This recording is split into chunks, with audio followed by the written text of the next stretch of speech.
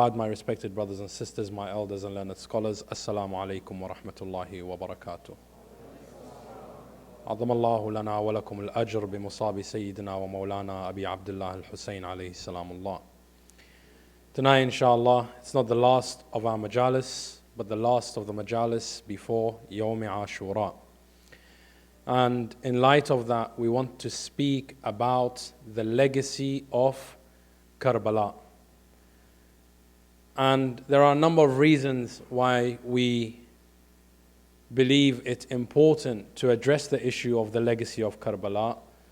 And we will cite some of these reasons tonight, inshallah, but without going into specifics, because ultimately the minbar of Imam Hussain alayhi salamullah is there to inform and not to criticize and pass judgments on others. However, over the last 10 nights of Muharram, there have been a number of lectures that have been circulating from personalities whom, according to our maraji', they are questionable.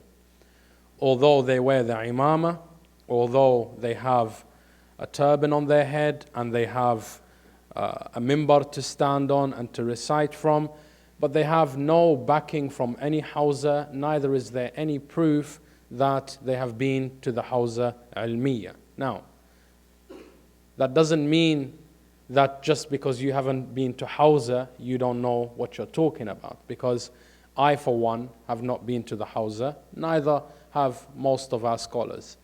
But you don't see me wearing a turban, on my head and claiming to be something I'm not. However, there are a few individuals who Allah knows best where the material of their turbans came from and where the sponsors of their majalis came from.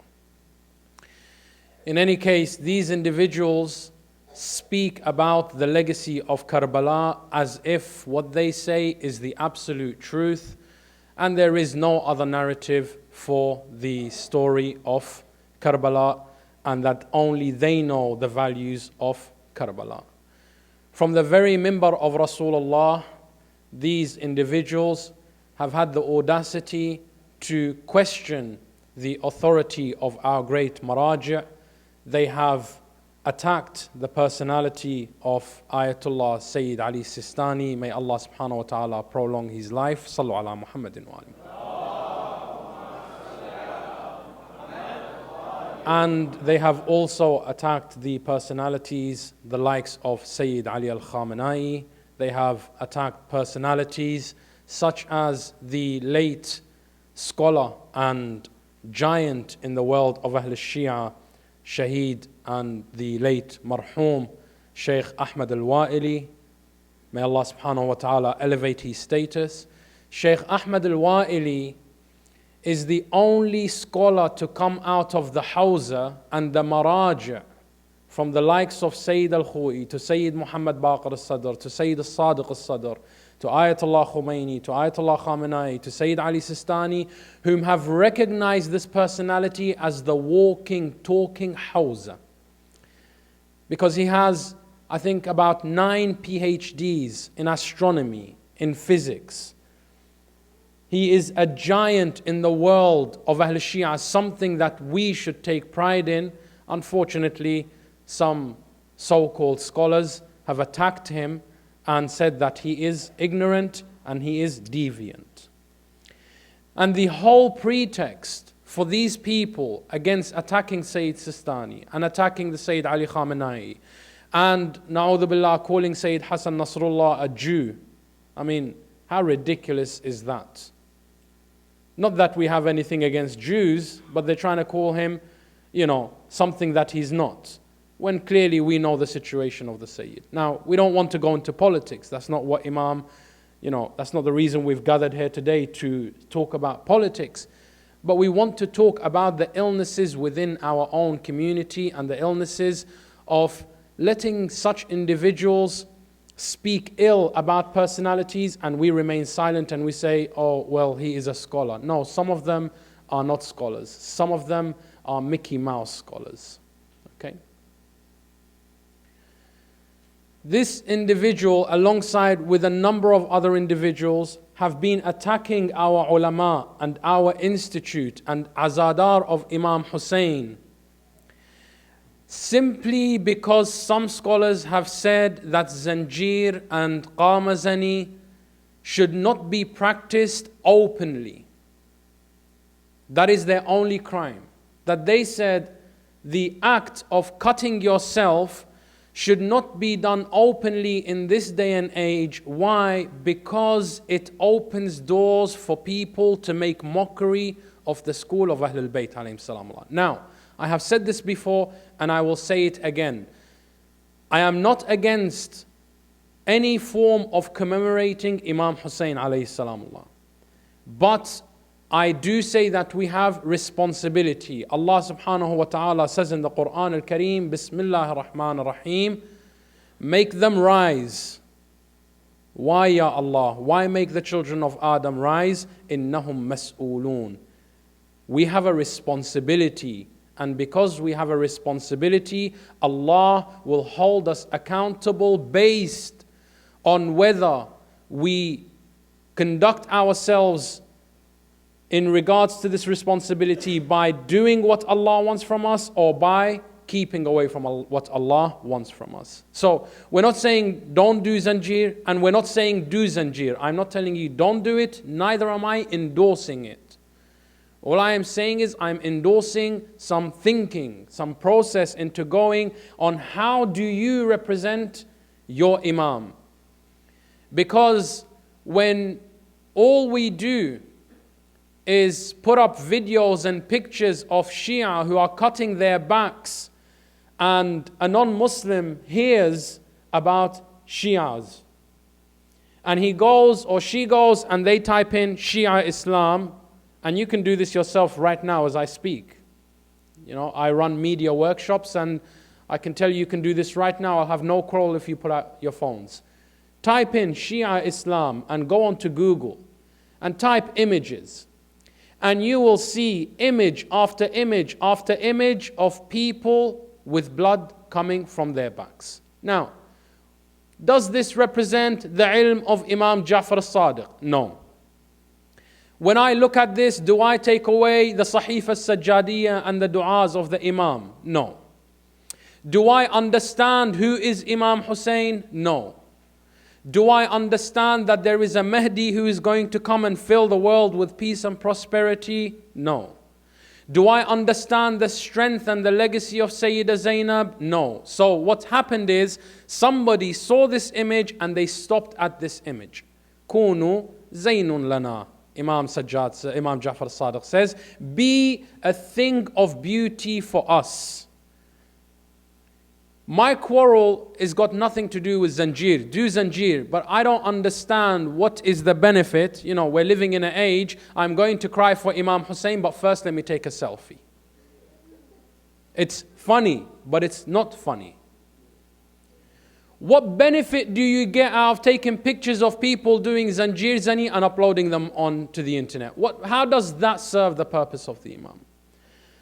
So this person and this group of thinkers or non-thinkers have been attacking the Hawza Institute and the ulama of Ahlul Bayt simply because they said, "Oh, Shia of Ahlul Bayt, think about what you're doing, because you are giving a bad name to the legacy of Aba Abdullah al-Hussain." Only 2 nights ago, one of these individuals comes and he gives a khutbah, an entire khutbah, and he says, if it were not for zanjir and if it were not for qamazani, Karbala would have been forgotten a long time ago. He doesn't know his history because zanjir and qamazani only started 100 years ago. And Karbala was 1,400 years ago. So subhanallah, for 1,300 years, nobody knew Karbala until these people introduced Qama and Zanjir. And the ones who introduced it, anybody from Karbala, anybody from Najaf, ask your parents. Did your grandparents know what Zanjir was? No, because it only came to Iraq about 100 years ago and it came from the Turks. Okay? I'm an Iraqi, I will tell you. We didn't have this 100 years ago, 150 years ago. It's something that has just come about recently. Now, whether it's good or bad, that's a discussion for another day. But the point that we're trying to say is a school of Ahlul Bayt that was established on ilm. A school of Ahlul Bayt where Rasulullah names the first of them, Babu Madinatu Ilmi Rasulillah. And the fifth of them, Baqiru Ilmi Nabiyyin. And the sixth of them is the one who established the first seminary in the Muslim world, Imam Ja'far al-Sadiq alayhi salamullah. We come from a school where we believe that the last of the Imams, when he comes, he will fill the world with peace and prosperity. And the first thing that the Imam will do is he will put his hand on the heads of the people, and he will give us the ability to use 100% of our brain. Imam is not going to put a qama on your head. Imam is going to place his hand on your head. So how can you have the audacity to come and speak to our youth who do not know the full history, and you tell them that all Imam Hussain went to Karbala for was so that we cry and that we do matam? No, that is part and parcel of the mission of Imam Hussain, but that is not the legacy of Karbala. And this is what we want to speak about tonight, inshallah. The legacy of Karbala. And we will say some things that may upset you, but we will also try to explain to you the reasoning and the philosophy and the thought process. So inshallah, when you walk away, you will have understood Imam Hussain, what he wants from you and what you should expect from him. Because we have a responsibility towards the Imam, and the Imam has a responsibility towards us. Ayatollah Yazdi was one of the highest ranking judges in Iran. And he writes towards Karbala. It's a very small booklet, but beautifully and well written. He says that people come up and they say these things about Imam Hussain that when we look in the books of hadith, there is no place for them. So someone will come to you and he'll say, if you do Zanjir Zani, all your sins are forgiven. If you do your Zanjir Zani, Imam Hussain is pleased with you. He says, I've looked into all our books of ahadith, and some of these things are not to be found. Some of them are not to be found. And he talks about this concept where some of us have the expectation when we come to majlis, we only come to the majlis of the Imam so that we cry.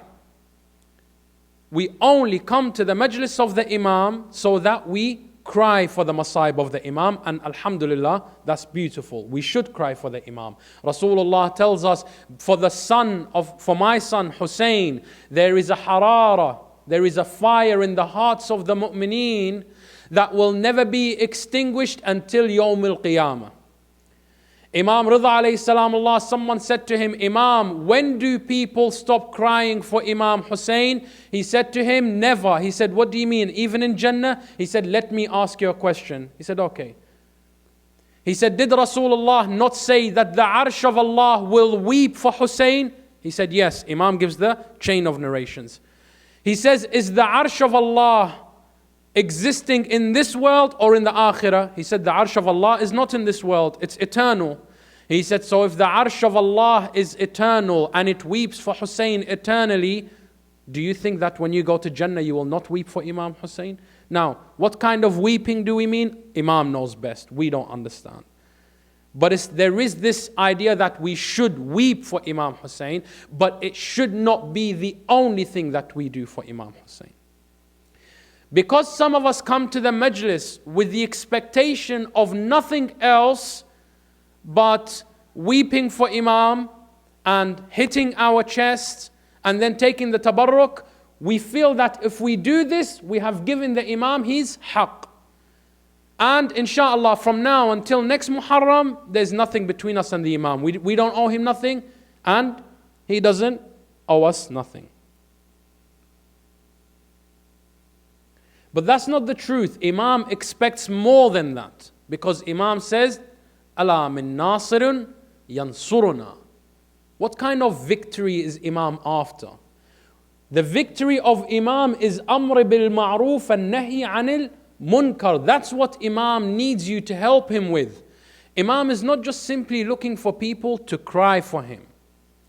And Ayatollah Yazdi says the following narration. He says, we have a narration that says, Imam Hussain alayhi salam Allah, when he was taking his final breaths, he went into sujood and he said, Ya Allah, I have fulfilled my promise to you, so fulfill your promise to me and save my Shia and forgive those who cry for me and cause them to enter Jannah. Ayatollah Yazdi says the only place in any book that we can find where the words are identical, because they're not in our books, he says the only book that we can find, the only religious book where we can find these words is in the Bible. Jesus, according to the Christians, on the cross, he said, my Father, as in the Lord, I have fulfilled my covenant to you, so fulfill your covenant to me and forgive the people for my love. And the Christians say Jesus died for our sins. Subhanallah, we have some Maulanas who say Hussain died for our sins. The Jesus of the Shia. That's not Imam Hussain. He continues to analyze the situation and he says, first of all, let us see who is the chain of narration. The chain of narration says that when Shimr al-Mal'oon came to Imam Hussain, you see Maulanas, they will tell you these things about Imam Hussain, but they won't tell you the chain of narration, because if they tell you the chain of narration, you begin to doubt the hadith yourself. The chain of narration, if you follow it, it says that Shimr, when he came to Imam Hussain, he saw Imam Hussain's lips moving, so he came closer to hear what the Imam was saying. And the Imam was saying, Oh Allah, I have fulfilled my ahad with you, so fulfill your ahad with me and cause my Shia to enter Jannah, just because they cry for me. So Shimr went and said this to the people, and subhanallah, Bani Umayyah, who burnt all the hadiths from Ali ibn Abi Talib, Bani Umayyah, who for 80 years made it wajib to curse Ali ibn Abi Talib, Bani Umayyah, who killed Al-Hasan al-Mujtaba, Bani Umayyah, who killed Hussain in Karbala, Bani Umayyah, who oppressed Imam al-Sajjad and killed him and poisoned him and closed the school of Imam al-Baqir and Imam Ja'far al-Sadiq, they burn all the hadiths of Ahlul Bayt and do not allow them to circulate. But they allow this one hadith of Imam Hussain to circulate because Bani Umayyah want the Shi'as to go to Jannah. They don't want us to forget the mission of Imam Hussain. So he analyzes and he says, let us find whether this hadith benefits Ahlul Bayt or it benefits Bani Umayyah. Imam Hussain mobilized himself and his family to awaken the people's hearts and to awaken the people's minds so the people can rise against oppression. So the people can have akhlaq. So the people can have proper deen and proper yaqeen. Imam said to them, do not be content to see haram and stay silent. Imam called them for amr bil ma'ruf and nahi anil munkar. But Bani Umayyah, they don't want us to have amr bil ma'ruf and nahi anil munkar. Bani Umayyah want you to be silent. Bani Umayyah want you just to cry for Imam Hussain and do nothing else. Bani Umayyah want you to cry for the orphans of Hussain, but be silent when you see an orphan being mistreated on the streets. Bani Umayyah want you to cry when you hear a black slave who came to Imam Hussain and said, Imam, let me die for you. And Imam Hussain said to him, I don't want you to die for me today. And John says, Imam, is it because I'm black that you don't want my blood to mix with the blood of Ahlul Bayt on the plains of Karbala? Imam Hussain said to him, Bismillah, go and die for us. When John falls on the floor, Imam Hussain comes up to him and he says to him, Oh John, you were feeling sad about your dark complexion. May Allah give you the brightest of complexion in Jannah. Oh Allah, make people know the status of John. When Imam Hussain completes the dua, even the enemies of Imam Hussain say, from the manhar, from the neck of John, from the blood of John. Normally when you smell blood, blood smells foul. But they say from the blood of John, the entire Maidan of Karbala smelt like a fragrance so beautiful it could only come from Jannah. Imam Hussain wanted us to get rid of discrimination, and he showed that to us in Karbala. Imam Hussain had a companion who had a Turkish servant, a young boy at the age of 13. This young boy in Karbala, he died after Imam Hussein's Ali Akbar passed away. When he fell to the floor, he said, Assalamu alayka ya Aba Abdullah al-Hussein. Imam Hussain hastened towards him. And this Turkish boy didn't have his family around him. So he said to Aba Abdullah, he said, Yabna Zahra, what is my status in Jannah? Imam Hussain placed his cheek on the cheek of this boy, something that he only did with Aliul Akbar.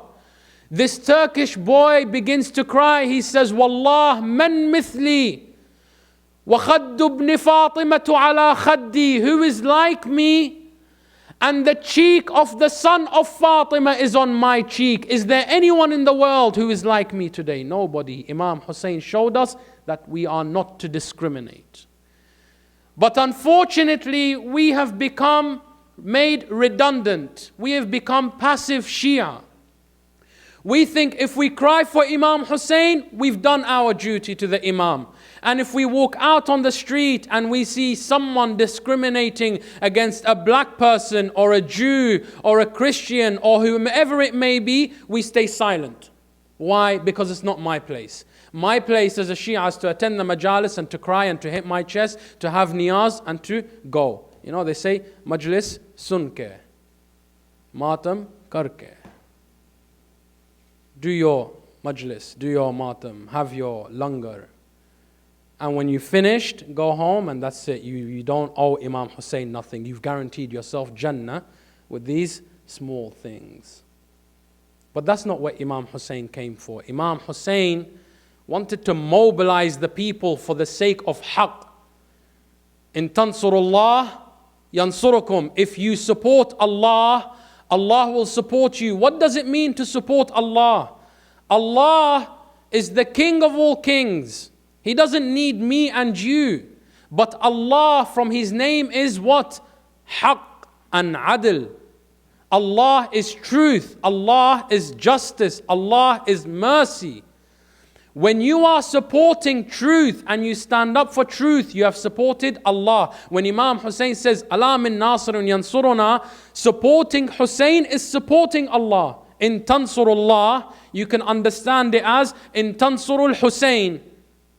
You can understand it because Hussain is the representative of Allah. The nusra of Hussain is the nusra of Allah. What is the nusra of Allah? Is amr bil ma'roof and nahy anil munkar. It was beneficial for Bani Umayyah to tell the people, all you need to do is cry for Imam Hussain, and don't worry about Yazid drinking alcohol, and don't worry about Bani Abbas being womanizers, and don't worry about what the Khalifa is doing, and don't worry about the haram that's happening in the markets, and the mistreatment of the woman, and the mistreatment of the man, and the mistreatment of the slaves, and the mistreatment of the children. Don't worry about any of this. Just do matam and cry for Imam Hussain, and you have benefited yourself dunya and akhirah. Then what difference is Imam Hussain to the sacrifice of Isa ibn Maryam according to the Bible? Imam Hussain is not in need of our tears, believe me. Imam Hussain didn't take the most noble of hijab, Zainab alayha salam, and allowed all that happened in Karbala, and Zainab was paraded from one place to another so that people can come and cry for Imam Hussain alayhi salamullah. No. Imam Hussain wanted the people to stand for truth. This is the legacy of Karbala. Yes, ultimately, when we hear of the tragedy of Hussain, we must cry.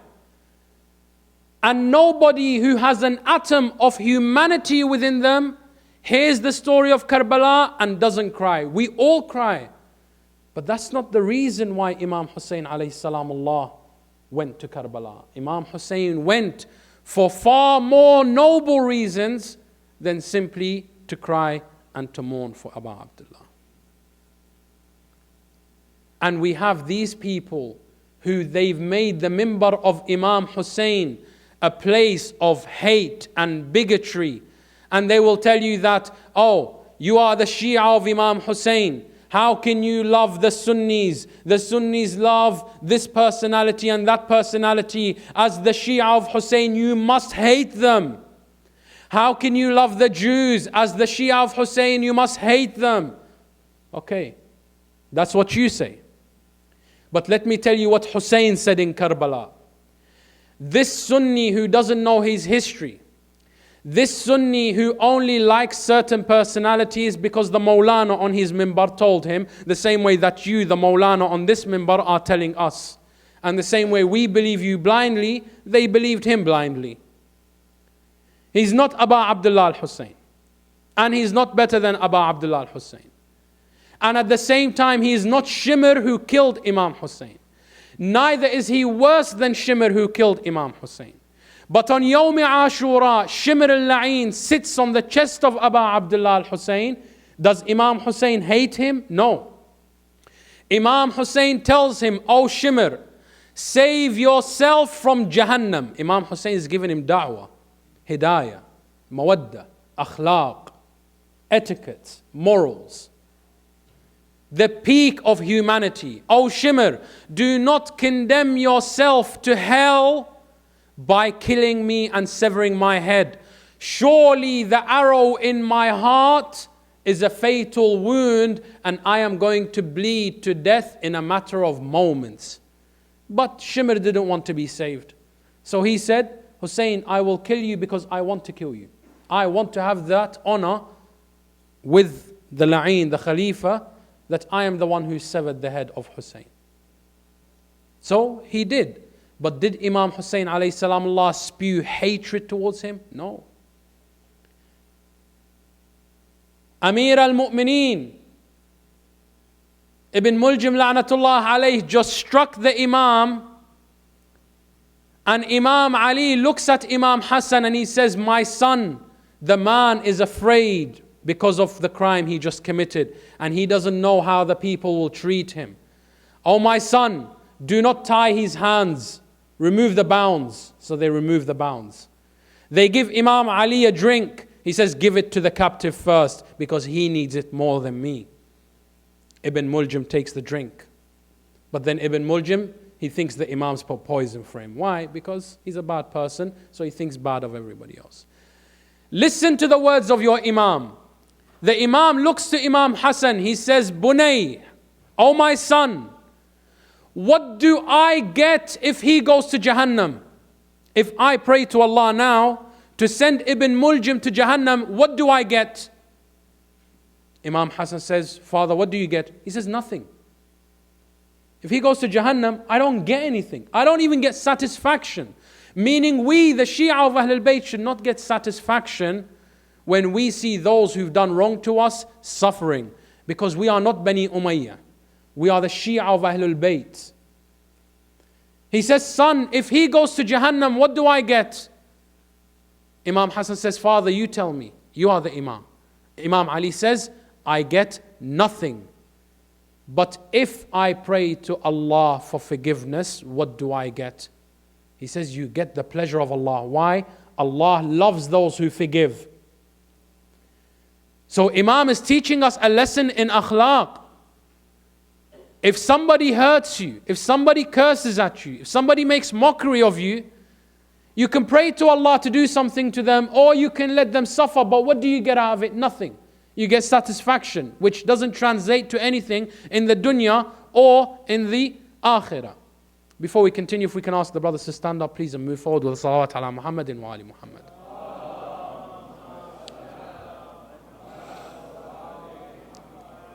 In doing so, the Imam is teaching us that we should have the higher moral values. We should be able to say to ourselves, you know what? Even if these Sunni people do not understand what we're doing, some of them, and I don't call them Sunnis, I call them Nasibin al-Ada li Ahl al-Bayt. There are some people who come in the disguise of the Ahl al-Sunnah, but they are not Ahl al-Sunnah. My brothers and sisters from Iraq will testify. My brothers and sisters from Pakistan will testify. My brothers and sisters from Lebanon and Syria will testify that there are Sunnis who come to the majalis of Aba Abdullah al-Husayn. As a matter of fact, only 2 days ago, we had a Sunni brother sitting in this very majlis. Right? So it's not that the Sunnis have something against Ahlul Bayt, but there are those Nasibis, the Wahhabis, the Salafis, those who follow Bani Umayyah. Imam Hussain in Karbala, he did not say, oh, the Sunnis who have come to kill me. He said, Ya Shi'at Abu Sufyan, oh, the followers of Abu Sufyan. It wasn't the whole Muslim world that was against Imam Hussain. The legacy of Imam Hussain has been kidnapped by some fake scholars who come as Shia. Let me ask you something. How easy is it to get into Hawza? Very easy to get into Hawza. Very easy. Ayatollah Mutahhari has written a book on the agents of Saddam and the agents of the Shah of Iran who spent 10 years in Hawza memorizing, passing the exams, getting the turban. Then they sit on the minbar and they tell lies against Ahlul Bayt so that they can deviate the people. One incident was in the time of Sayyid al-Sadiq al-Sadr. Sayyid al-Sadiq al-Sadr, his son came up to him and he said, Father, these so-called ulama on the minbar who are giving the khutbah yawm al-Jum'ah, they are dressed as Shia scholars, but they are speaking falsehood against Rasulullah. And we suspect that they are from the Ba'ath party, that they work for Saddam. So the Ayatollah said, I know. He said, Father, how do we expose them? He said, I will pray to the Imam, I will pray to Allah by the wasila of the Imam of our time tonight. And inshallah, tomorrow I will have an answer. Sayyid Sadiq al-Sadr spends the night in worship, and the narrations tell us that the next morning he calls 100 of these khatibs, 100 of these maulanas with the turbans on their head. And he tells them, sit down. They sit. He says, take the turban off your head. They remove the turbans. He says, now open them up. They open it up. He says, now tie them on your head again. Because when you graduate from Hawza Ilmiya, you see Sikh people wear a turban, yes? Sufis wear turbans, yes? But the turbans of the Shia are different to every other turban, because when you go to Hawza, when you graduate, the first thing they teach you is how to tie the imamah on your head. These people, they bought the imamah or they stole it from ulama that they had already killed. So they have never tied a turban in their life. They just take it and put it on their head. So the Ayatollah says, open the turban. They open the turban. He says, now tie the turban. From these 100, only 10 of them were able to tie the turban. He looked at the other 90. He said, go back to that master of yours and tell him, you don't play these tricks with Ahlul Bayt. Shortly after that, the Sayyid was executed. He was gunned down along with 2 of his sons because Saddam wanted to be rid of the ulama. He wanted to keep the fake ulama. The same system that Bani Umayyah used. I ask you a question. How do you think Bani Umayyah were able to let Imam Hussain die in Karbala and the people did nothing? Because of the fake ulama that stood on minbars such as these. Ulama who come to you and say, just cry and do nothing else. Yes, cry. It's beautiful. It's recommended, and it is a wajib upon us to cry for Imam Hussain. It is wajib upon every Shia to cry for Imam Hussain. But it doesn't mean you do that and you're content. Allah says it's wajib on you to pray 5 times a day, but it's also wajib on you to fast. and it's also wajib on you to go Hajj. Likewise, it's not just wajib to cry for Imam Hussain and do nothing else. No, supplement it. There is a beautiful poem. He says, the tears for Hussain are like, the concept he gives, he says, it's like 5 times salah. I can't remember the exact poem, but basically he says, before salah we have to do wudu. Without wudu, salah is not accepted. Yes or no? You cannot do salah without wudu. You have to purify yourself. He says, likewise, nobody can do amr bil ma'roof and nahy al munkar before they do wudu with tears for Hussain. Right? So this is a beautiful way of saying it, that yes, cry for Imam Hussain, but that is the beginning of your journey in khidmat of Aba Abdullah al-Hussain. Let me give you an example to try and hit the message home on why we need to be sure that whatever comes off the mimbar of Ahlul Bayt is haqq. And I'll give you an example with the salawat ala Muhammadin wa ali Muhammad.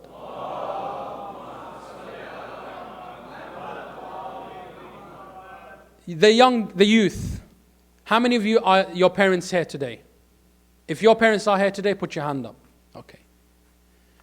If I were to say to you now that your father came to you and said, son, I want to put a knife to your throat, how many of you would let your father put a knife to your throat? You're very brave. Okay, parents, how many of you would let your son put a knife to your throat? See, nobody, because parents have experience in life. They know the truth to that. But let me ask you a question. Why is it when you go to the barbers, that's your son, that's your flesh and blood, that's your father, that's your flesh and blood. But when you go to the barbers, you don't know this guy and he doesn't know you. But when he comes to shave your beard, he says, lift your neck. You're happy to lift your neck. He puts a knife to your throat and you don't even flinch. Why? You can't trust your best friend to put a knife to your throat. You can't trust your wife. Well, maybe not trust your partner according to statistics. But you can't trust the people in your life to put a knife to your throat. But you can trust a stranger to put a knife to your throat. Why? Because your trust is not in the barbers. Your trust is in the institute of the barber shop. That this is a place where I come and the person, he's going to do his duty by cleaning all this hair from here. So I have trust in the institution. Likewise, when we come to the majlis of Aba Abdullah al-Hussain, it's not the Maulana that I'm trusting. It's the mimbar of the Imam that I have trust in. So whatever is said from the mimbar, we don't question it. We leave and our children leave and we think whatever was said is truth. Ayatollah Khomeini, when he came onto the mimbar of Rasulullah, he was delivering a speech on the very same topic. And he said to them, I will tell you what Ali ibn Abi Talib said, because this is the mimbar of Rasulullah and Ali is the door to the kingdom of Rasulullah. And I will tell you what Ali ibn Abi Talib said. Do not leave the mimbar without questioning the khatib. And the people stayed quiet.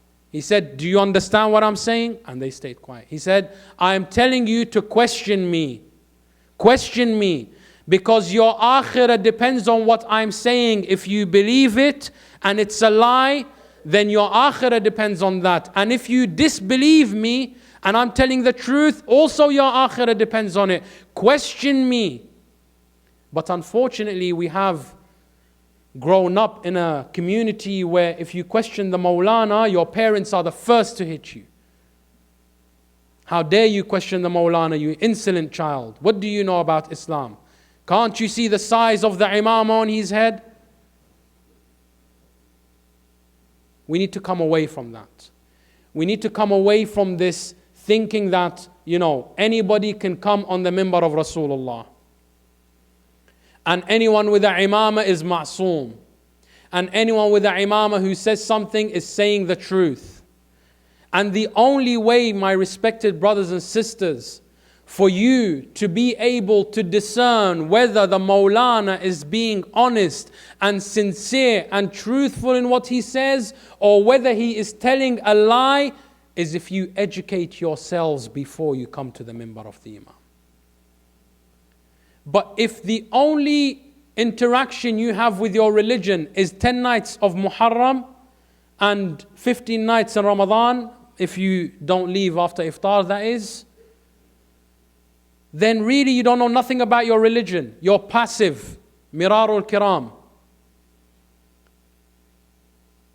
This is your akhirah you're dealing with. Imam Hussain, yes, he is Safinatun Najat. Yes, he is Babi Najatil Ummah. Yes, he is Misbah al-Huda.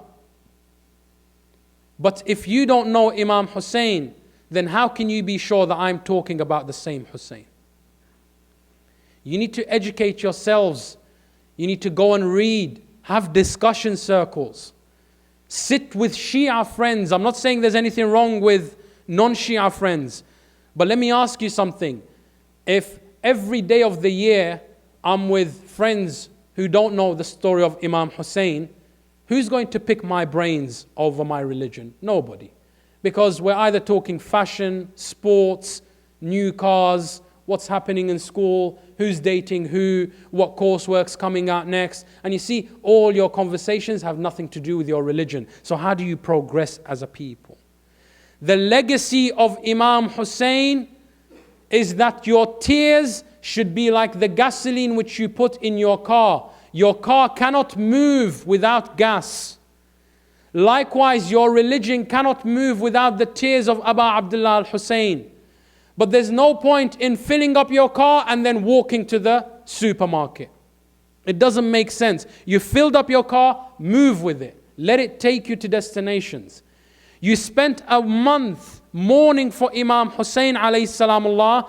Don't keep walking to where you need to be going. No, drive in the vehicle of Imam Hussain. Be in the caravan of Imam Hussain. Every time you're confronted with something, ask yourself, is this amr bil ma'roof or is this nahi anil munkar? Or is this nahi anil ma'roof and amr bil munkar? Because Rasulullah tells the people, how would you feel if I said to you, there will come a time when people will no longer care for amr bil ma'roof and nahi anil munkar? And the Sahaba began to weep. Then he said, don't cry just yet. How would you feel if I said to you, there came a time when people begin to see ma'roof as munkar and munkar as ma'roof? And they began to cry. Isn't it true today? If you're religious, your family says, why are you being so religious? Why are you being so religious? Why are you wearing a hijab? Why are you praying so much? Oh look, he thinks he's from Mecca. Go do something, go have fun. Join a school club, do something, don't pray too much. Why? Munkar looks like ma'roof and ma'roof looks like munkar. I know of a family whose daughter at the age of 5 began to wear the hijab. They took her to a psychologist. I'm being honest with you. They took her to a psychologist. The psychologist, they said to him, we think that she's, too subconscious about how she looks. So she's wearing the hijab. You know what the child responded? And subhanAllah, sometimes, a child has more knowledge than an adult. She responded, she said, every time I go to the majalis, we're crying for the hijab of Zainab. So I want to wear the hijab of Zainab. Isn't that why you take me to majalis? And now you're telling me that there's something wrong with me because I'm wearing the hijab? No, Betty, we don't want you to be so religious just now. Live your life and then inshallah, when you're married, then you can start wearing hijab. And this is the life we're living. That munkar looks like ma'roof and ma'roof becomes munkar. Rasulullah said, don't cry just yet. What if I told you there will come a time when people will do amr bil munkar and nahi anil ma'roof? People will call each other to do munkar and they will stop each other from doing ma'roof. You want a real life example? Next time your friends are at home and the adhan goes off when you're on your PS4 playing Modern Warfare or wherever it is that you're doing, and you're playing your games or you're watching your soap opera, or you're watching your Bollywood or Hollywood or whatever it is that you're watching, and the adhan goes off and you say salah, and your friend says to you, let it finish and then we'll pray. Do you know what that was? That was nahi anil ma'roof and amr bil munkar. They stopped you from doing good and they commanded you to do bad. they command you to do bad. The legacy of Imam Hussain is not confined in just tears. The legacy of Imam Hussain is not just confined to this. The legacy of Imam Hussain is not just confined to eating qima and halim and whatever you have on the niyaz. The legacy of Imam Hussain is amr bil ma'roof and nahy anil munkar. If you fall short of that legacy, you have not understood Abu Abdullah al-Hussain at the moment. And this is what the Imam set out for. And when he calls out, Ala min nasirin yansuruna, Imam was calling for that nusra. The nusra of people who will uphold amr bil ma'roof and nahy anil munkar. Sallu ala Muhammadin wa ali Muhammad.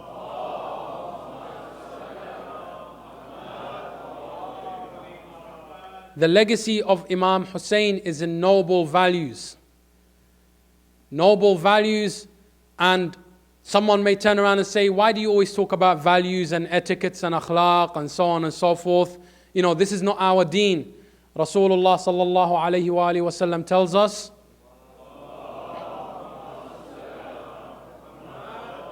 he says, Wallah, by Allah, my ba'tha, I was only sent for one thing, to perfect the akhlaq of the people. To perfect the akhlaq of the people. Religion of Islam is nothing but akhlaq.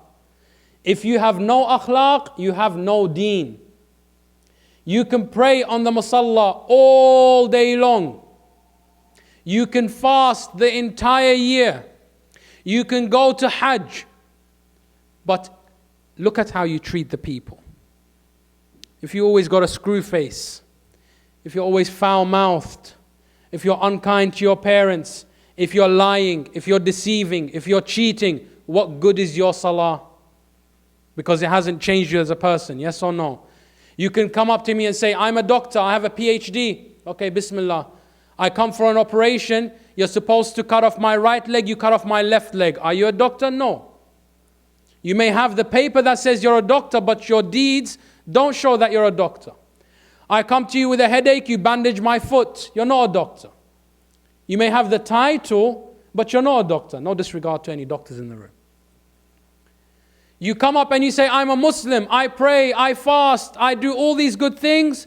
I say to you, okay, but you lie. Do you know what happens about lying? A person came to Imam Ja'far as-Sadiq alayhi salamullah, and he said, Imam, does a mu'min commit adultery? A mu'min, not a Muslim. There's a difference in Iman and Islam. Muslim is anyone who says, La ilaha illallah Muhammadan Rasulullah. Mu'min is someone who accepts and is practicing in this religion. He says, does he commit adultery? Imam said, if a mu'min commits adultery, then he repents to Allah, tawbatan, sincere, nasuha. A sincere repentance to Allah, that he will never return to that sin again. Allah will forgive him and will not judge him for that one mistake. But it doesn't mean you do it and you come back. No, you do it and you repent and you never do it again. There's a condition. He said, Allah will forgive him. He said, does a mu'min steal? He said, sometimes a mu'min in times of poverty, he may steal. And then he repents and Allah will forgive him. He said, does a mu'min kill? He said, maybe a mu'min will kill by accident, but whatever the case, if he done it and he repents, Allah will forgive him. He continued to ask, does a mu'min do all these wrong things? The Imam said, yes, but if he repents, Allah will forgive him. He said, Imam, does a mu'min lie? Imam said, la wallah. Our Shia should not lie. The believers should not lie. Because if they lie, then Allah will say to the angels, write their name in the book of liars. Do you know what that means? That means on Yawm al-Qiyamah, whatever you say to Allah, the angels will look and they say, Allah, don't believe him, he's a liar, his name is here. Al-Mu'min la yukadhib. You pray all you want. Fast all you want. But if your akhlaq with the people is conducted on lies and dishonesty and deception, you're fooling no one but yourself. If you are unkind to your parents, your good to other people is no good to anyone. If you're unkind to your children, your good to others is not good to anyone. Allah subhanahu wa ta'ala says, those who are close to you, al-aghrabun awla bil ma'roof. They have more right on you when you want to do ma'roof. This is what Imam Hussain is about. This is the legacy of Imam Hussain. How you reform yourself after you hear the akhlaq of Imam Hussain. After you hear why Hussain went to Karbala, you don't just cry for it. You reform yourself so that you become the change that the Imam wanted to see in the people. Otherwise, we're no different to the people who fought Imam Hussain. I find it so heartbreaking, and my Imam finds it heartbreaking, when a Shia of the Imam attends the majalis. I don't know if this is happening in this community, inshallah it's not. But I know of it happening in another community. Rasulullah tells us, someone came to Rasulullah and they said, Ya Rasulullah, who has right over me after Allah? He said, your mother. He said, and then who? And then your mother. Ya Rasulullah, and then who? And then your mother. Ya Rasulullah, and then who? And then your mother. 7 times your mother. Then your father. There are Shias who come to the majlis of Imam Hussain and they cry, fine.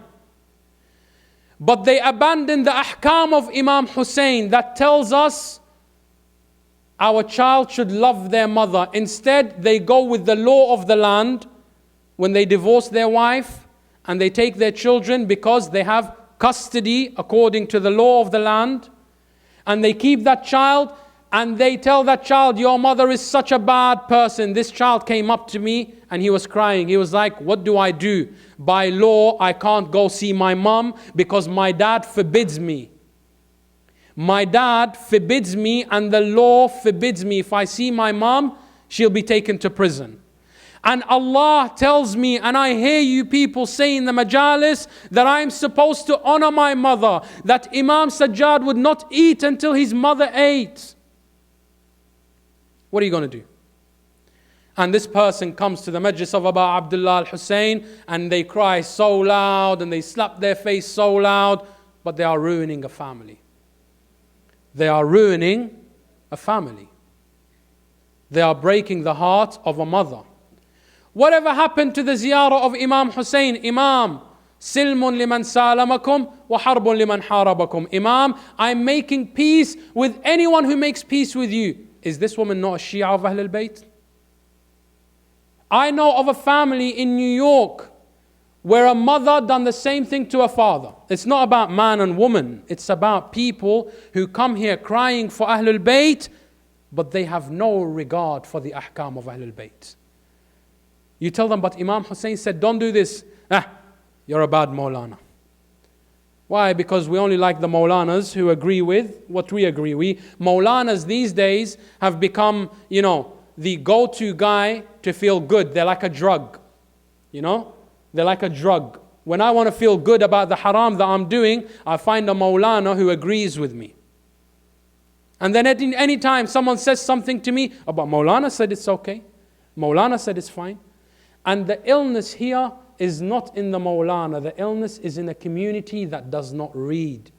In a community that does not engage in discourse. In a community that just consumes. Habibi, Imam Hussain is not Hollywood.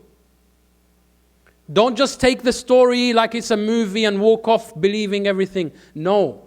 Have discussions. Ask yourself. Be rational. Amir al-Mu'mineen says, scrutinize every hadith until you find the truth within it. Every hadith. Scrutinize it until you find the truth. But how can you scrutinize if you don't read? If you don't educate yourself? So the legacy of Imam Hussain is that he didn't want a Maulana in his majlis. He wanted Maulanas attending his majalis. Every one of us should be a scholar in our own rights. And I'm not saying this to boast, and I'm not saying this to think myself high and mighty, but I haven't been to Hawza.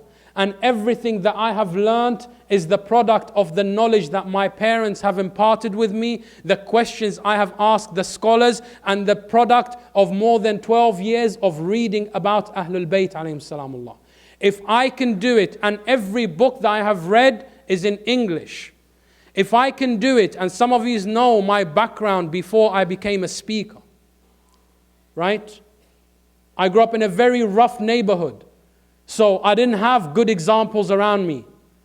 The people around me were either drug dealers or drug lords or gangbangers or whatever you want to call them. There wasn't that motivating example, and if I could do it, and when I say if I could do it, I'm considering myself the lowest person in this gathering, which is why I'm saying if I can do it, you are better than me, and you can do it. All you need to do is dedicate 10 minutes a day of reading about your imams. So next time Maulana says something on the mimbar, you don't spend from one Muharram to the next Muharram thinking, was he right or was the other Maulana right? The legacy of Imam Hussain alayhi salamullah is to educate yourself. And finally, Imam concluded the legacy in Karbala that no one is too old and no one is too young for Amr bil Ma'ruf and Nahi al Munkar. No one is too old and no one is too young to know right from wrong. No one is too old and no one is too young to render a service for the mission of Imam Hussain. Because Imam Hussain was of the elders in Karbala. And Habib ibn Mudahir, narrations say, he was either younger than Imam by 6 months or older than the Imam by a few months. But you had the eldest gave his life. And you had a 6-month-old infant who also gave his life. Imam Hussain is telling you from the age of 6 months, you can do something for him. From the age of 6 months, you can answer the call of Imam Hussain when he says, Ala min nasirin yansuruna. From the age of 6 months, you can say, Labbayka ya Hussain. The narrations, Labbayka ya Hussain. Labbayka ya Hussain. Labbayka ya Hussain. Labbayka ya Hussain. Salawat.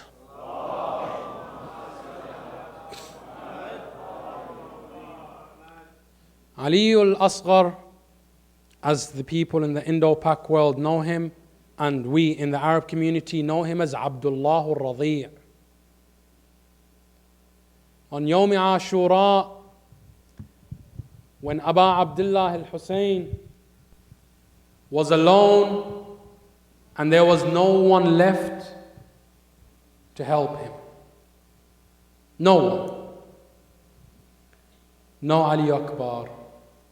No Qasim ibn al-Hassan, no Abu Fadl al-Abbas, no Habib ibn Mudahir, no Muslim ibn Awsaja, nobody.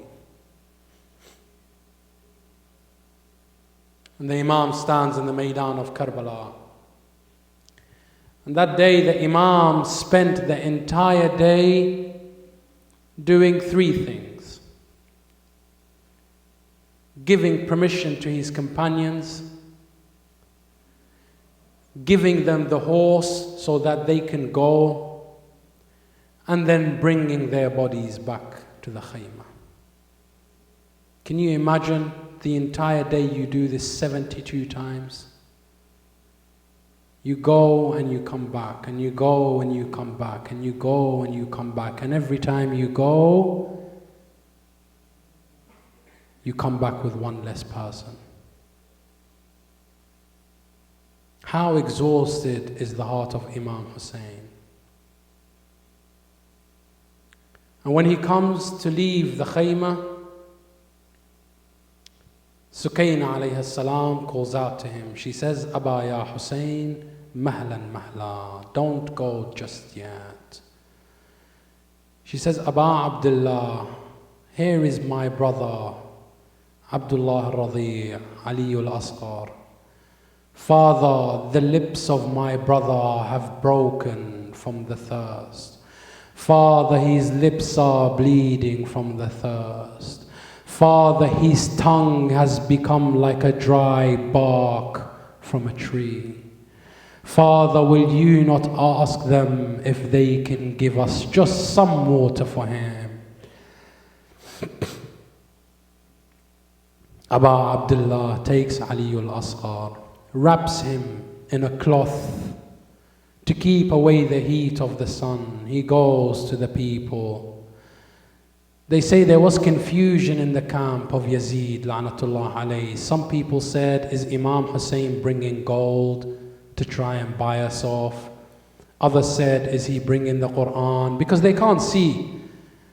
But the sad fact is that if they are thinking Imam Hussain is carrying a Quran in that bundle, how small was Ali al-Asghar that they thought he was a book, huh? Very young, 6 months old, he brings Ali al-Asghar.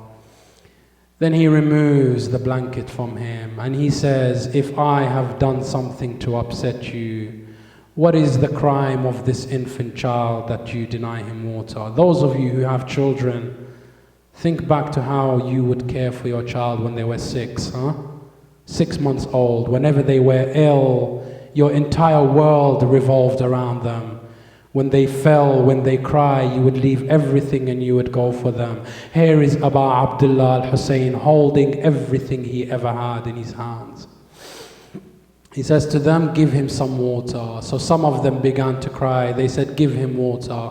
Some of them were like, if we give him water, then Imam Hussein will also drink, so we shouldn't give water. While they are in this state of confusion, Imam Hussein places Ali al-Asghar on the burning sand of Karbala and he takes some steps back. He says, there he is, you take him.